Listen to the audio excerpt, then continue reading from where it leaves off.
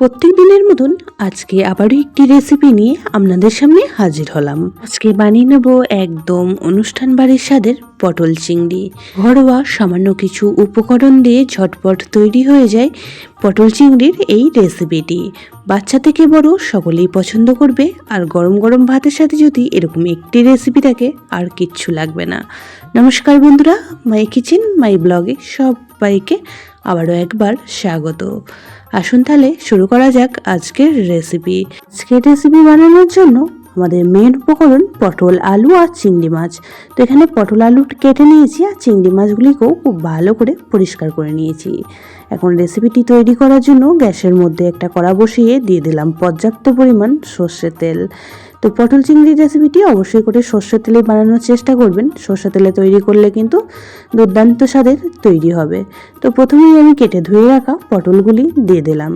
পটলের মধ্যে দিয়ে দিচ্ছি খুব সামান্য পরিমাণ হলুদ গুঁড়ো, আর তার সাথে দিলাম পরিমাণ মতো লবণ। এখন পটলগুলিকে বেশ লাল লাল করে ভেজে নেব। তো এই পর্যায়ে অবশ্যই করে গ্যাসের ফ্লেমটা একটু হাই করে রেখে পটলগুলিকে ভেজে নেবেন, তাহলে খুব সুন্দর করে ভাজা হয়ে যাবে। তো দেখেই বুঝতে পারছেন পটলের গায়ে হালকা একটু লালচে কালার এসেছে। এই পর্যায়ে পটলগুলি তেলটা ঝরিয়ে একটা প্লেটের মধ্যে তুলে রাখবো। তো এখন কেটে রাখা আলুগুলিকেও ভেজে নেব। তো আলুগুলিকেও বেশ কিছুক্ষণ সময় নিয়ে ভেজে নিতে হবে, আর আলুর মধ্যেও আমি একই রকমভাবে দিয়ে দেবো খুব সামান্য পরিমাণ একটু হলুদ গুঁড়ো আর খুব সামান্য পরিমাণ লবণ দিয়ে আলুগুলিকেও এখন ভেজে তুলে রাখবো।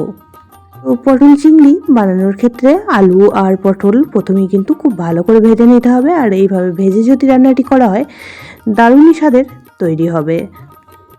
তো এই পর্যায়ে দেখুন আলুগুলিও ভাজা হয়ে গিয়েছে, আলুর গায়ে হালকা একটু লালচে কালার এসেছে।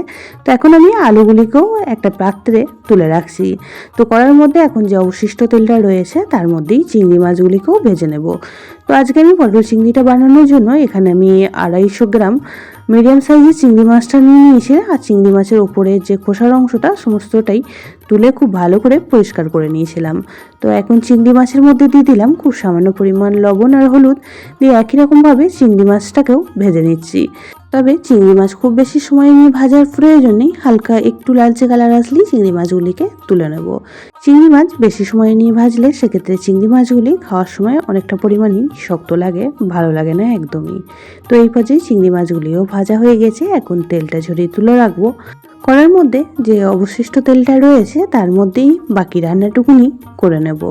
তো সমস্ত চিংড়ি মাছগুলি তোলা হয়ে গেছে। এখন তেলের মধ্যে আমি ফোড়ন হিসাবে ব্যবহার করছি একটা তেজপাতা 2 টুকরো করে, তার সঙ্গে দিয়ে দিলাম একটা ছোট সাইজের শুকনো লঙ্কা আর বেশ কিছু গোটা গরম মশলা। তো গরম মশলার মধ্যে এখানে নিয়ে নিয়েছি এলাচ, লবঙ্গ আর দারচিনি, আর দিয়ে দিলাম এখানে ছোটো চামচের 1 চামচ গোটা জিরে। তো ফোড়নগুলিকে এখন বেশ কিছুক্ষণ সময় নিয়ে একটু ভেজে নেব, আর ফোড়নে মিষ্টি গন্ধ আসলে এখানে আমি অ্যাড করে দেব একটা বড় সাইজের পেঁয়াজ কুচি। তো পেঁয়াজটা আমি এখানে বড় সাইজের পেঁয়াজ কুচি ব্যবহার করেছি। আপনারা মিডিয়াম সাইজ পেঁয়াজ নিলে সেক্ষেত্রে 2টো পেঁয়াজ এখানে ব্যবহার করতে পারেন, বা পেঁয়াজ কুচির পরিবর্তে আপনারা পেঁয়াজটাকে পেস্ট বানিয়েও ব্যবহার করতে পারেন। তাতে করে গ্রেভিটা কিন্তু খুবই সুন্দর তৈরি হবে। তো পেঁয়াজগুলিকে বেশ কিছুক্ষণ সময় নিয়ে ভেজে নিয়েছি। পেঁয়াজের কালার একটু চেঞ্জ হয়ে গেলেই এখানে আমি অ্যাড করে দিচ্ছি 2 চামচ পরিমাণ আদা রসুন পেস্ট। তো আদা রসুন পেস্টটা পেঁয়াজের সঙ্গে খুব ভালো করে মিশিয়ে নিয়ে বেশ কিছুক্ষণ সময় নিয়ে আবারও কষিয়ে নেব।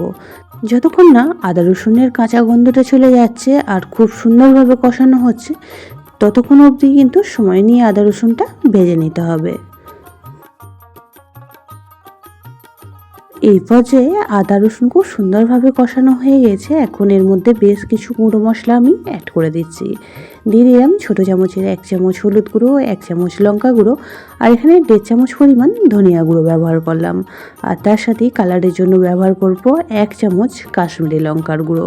তো কাশ্মীরি লঙ্কার গুঁড়োটা আমি সম্পূর্ণ কালারের জন্য ব্যবহার করেছি, আপনারা চাইলে বাদ দিয়ে দিতে পারেন। তো গুঁড়ো মশলাগুলিকেও এখন সমস্ত কিছুর সাথে খুব ভালো করে মিশিয়ে নিয়ে 1 মিনিট সময় নিয়ে একটু নাড়াচাড়া করে এখানে অ্যাড করে দিলাম একটা বড় সাইজ টমেটো পেস্ট। তো এখানে আমি টমেটোটা পেস্ট করে ব্যবহার করলাম, তাতে করে যে পটল চিংড়ির গ্রেভিটা কিন্তু খুব সুন্দর তৈরি হবে।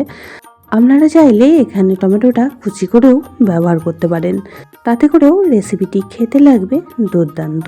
তো দেখুন সমস্ত মশলা বেশ কিছুক্ষণ সময় নিয়ে কষিয়ে নেব। তো মশলা এই পর্যায়ে খুব সুন্দর করে কষানো হয়ে গেছে। এখন একটি স্পেশাল মশলা এখানে অ্যাড করছি। এখানে আমি 1 চামচ চার মগজ, 1 চামচ পোস্ত আর তার সাথে 1 চামচ টক দই একটু মিক্সিং জারের মধ্যে ঘুরিয়ে নিয়েছিলাম। তো সেই মশলাটাই এখানে ব্যবহার করলাম। আর অনুষ্ঠান বাড়িতে কিন্তু পটল চিংড়িতে এই মশলাটা ব্যবহার করাই হয়, তার জন্য কিন্তু পটল চিংড়ির স্বাদটা দুর্দান্ত হয়। তো অবশ্যই করে এই মশলাটা ব্যবহার করবেন, তাহলে আজকের পটল চিংড়ির স্বাদ হবে দুর্দান্ত। তো সমস্ত মশলা খুব সুন্দর করে কষানো হয়ে গেলে এখানে আমি ভেজে রাখা আলু, পটল, চিংড়ি সমস্ত কিছুই অ্যাড করে দিলাম। তো মশলার সঙ্গে আলু, পটল, চিংড়িকেও বেশ কিছুক্ষণ সময় নিয়ে কষিয়ে নেব। যেহেতু সমস্ত সবজি প্রথমেই খুব সুন্দর করে ভাজা ছিল, তাই রান্নাটা হতে কিন্তু আমাদের একদমই বেশি সময় লাগবে না। আলু, পটল, চিংড়ি মাছ 2 মিনিট সময় নিয়ে কষিয়ে নিয়েছি। এখন এর মধ্যে অ্যাড করে দিচ্ছি পরিমাণ মতন জল।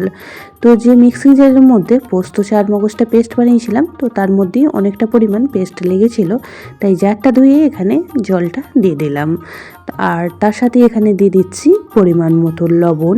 স্বাদের ব্যালেন্সের জন্য আমি এখানে ব্যবহার করব খুব সামান্য পরিমাণ একটু চিনি।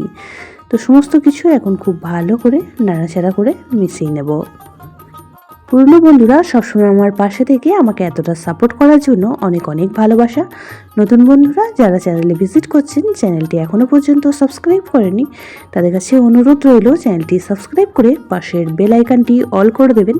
তাহলে আমি যখনই কোনো ভিডিও দেব, নোটিফিকেশন সবার আগে আপনাদের কাছে পৌঁছে যাবে। তো ঢাকা চাপা দিয়ে 7 থেকে 8 মিনিট সময় নিয়ে রান্নাটি করে নিয়েছি। আর এখন দেখুন আলু, পটল সমস্ত কিছুই খুব সুন্দরভাবে সিদ্ধ হয়ে গেছে, আর কত সুন্দরভাবে ওপরে তেলটা ভেসে উঠেছে। তো একটা আলু কেটেও আপনাদের দেখাচ্ছি যে কতটা সুন্দরভাবে সিদ্ধ হয়ে গিয়েছে।